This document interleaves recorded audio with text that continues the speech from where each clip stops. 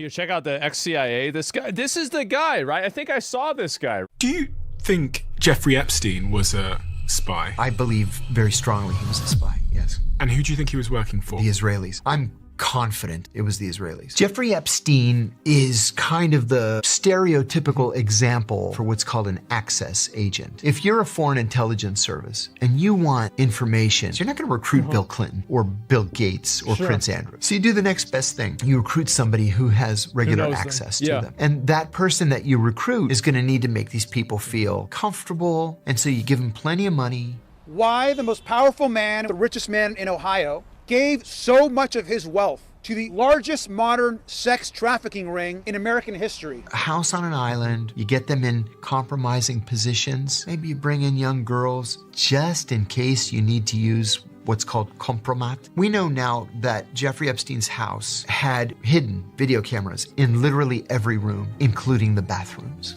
I could believe that.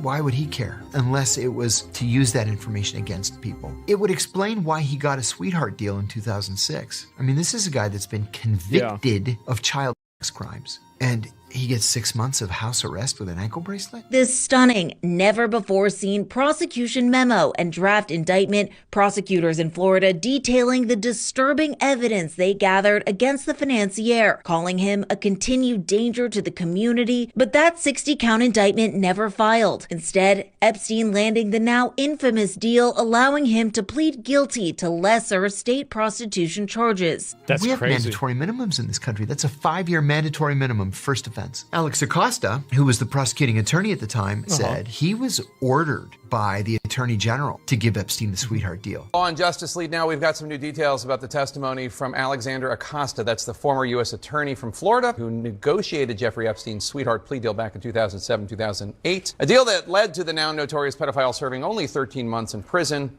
Barely at that, because he had work release. Well, who's the only person that can order the attorney general to do something? The president? It's the president. Yeah. So was it because Epstein was working on Clinton? He was a spy. Oh. I feel very confident in that assessment.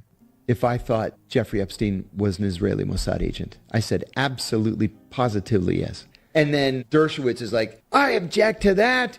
And constantly interrupting. For context, Alan Dershowitz is Epstein's former lawyer that helped negotiate the infamous 2006 non-prosecution deal. Could it be that Jeffrey Epstein just had a completely different life that he just did not tell you about? And it may also have included being a spy. I mean, clearly. Telling me that he worked for the Mossad would have given him a get-out-of-jail-free card. I could have gotten him no jail time. If he had told me he worked for the Mossad, for the CIA, it would have been a slam dunk for me to go to whoever I had to go to, even up to the President of the United States, and I would have gotten him a deal with no time at all. Hang on a second. You mean if he'd said he was working with the Mossad, then he would get off being a pedophile?